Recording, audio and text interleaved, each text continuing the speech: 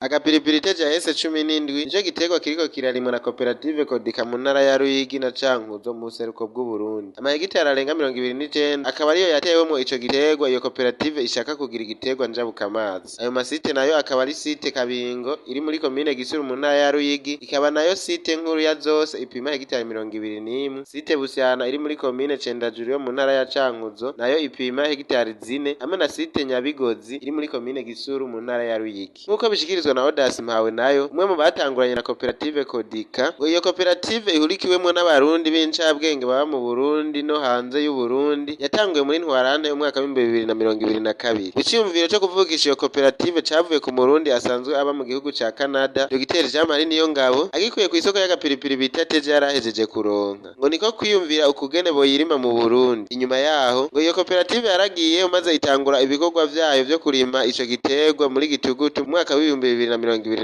Ubwo Odas Mpawe nayo nabo bari kumwe barashima intambwe bateye ko mwishirwa mu ngiro ry'iciyumviro cabo kiriko gifasha vyinshi leta mu kurwanya ubushomeri no mu guteza imbere igihugu. Ubu aho bigeze intumbero twari dufise ubwa mbere nihangiro twashaka kugerako tugeze ku bice 80% kuko ivyo twifuza turabona ko indoto zahavuye zicika ingiro, kuko iyo umaze kubona ugeze ku murima urushugwe imishishi gutya haba hasigaye ikiringo gito ngo wimbure, hanyuma umwimbu uwushore uwushikirize uwo mwahanye amasezerano y'isoko.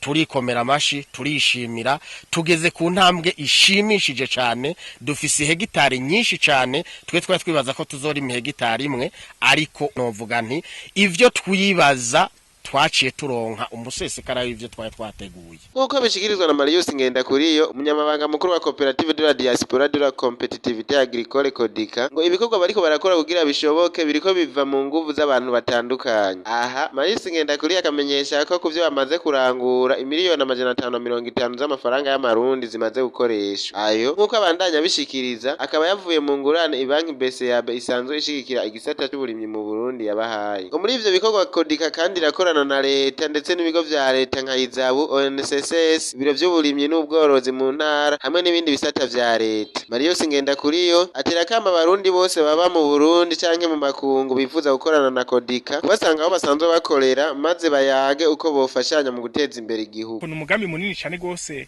wari gutwara n'imiliyaridi zirenga 30, mugabo twashimye gutangura buhoro buhoro. Iyo banki rero yatwemereye amafaranga ngana n'umiliyaridi n'imiliyoni 250. Kodika ubwayo yonyine ntiyo bikora ngo ivyishoboze itari kumwe n'abariko barayifasha. Nico gituma dutera kamo abashobora kudufasha, abagira neza bashobora guterera, amashira hamwe ashobora guterera. Dusanzwe dufise ibiro mu gisagara ca Bujumbura muri quartier ya Kigobe, route nationale numero 1, Breeding Africana House, etazi ya 2 numero 3 na 4.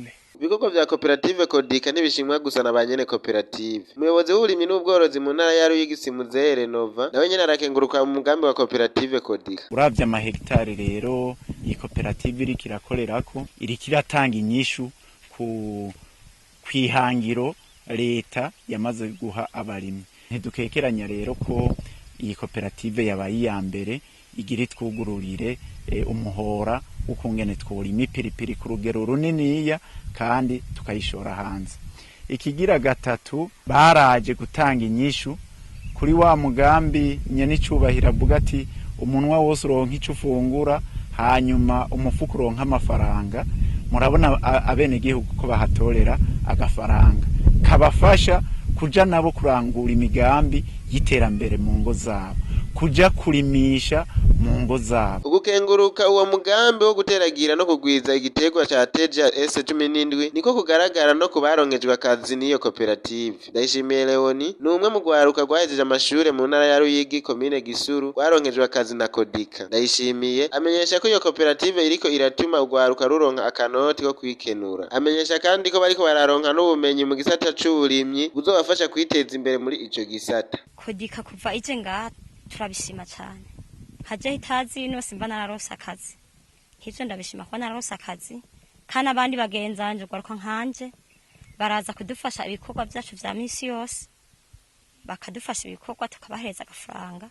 Hama bakikenura utwo bakeneye bakagura mu dufaranga bavanye muri Kodika. naho ushitse ku mirima ya Kodika ubona neza ko igiterwa c'ipiripiri cabakundiye, aho ndetse biteze n'umwimbu uri hagati y'amatoni 5 n'amatoni 7 kuri hegitari. Ngo intambamyi zozo ntizibuze muri uwo mugambi wabo, ngo kuba aho bariko bararimira hibonekeza imiswe n'ihindagurika ry'ibihe, ngo biratuma hari uburyo bwinshi bibatwara kugira ngo bahangane navyo. Emmanuel Girukwishaka ukurikirana ibikorwa muri uwo mugambi kuri ayo masite atatu akamenyesha ko ku miswe bafise umuti bita Ruketo na Dudufenos bakoresha mu guhangana nayo. Nayo ku kijanye n'uruzuba amenyesha ko bafise ibikoresho n'abakozi bakwiye bo kuvomera. Emmanuel Girukwishaka akarangiza amenyesha ko ipiripiri yawo izoba yeze mu kwezi kwa Mukakaro.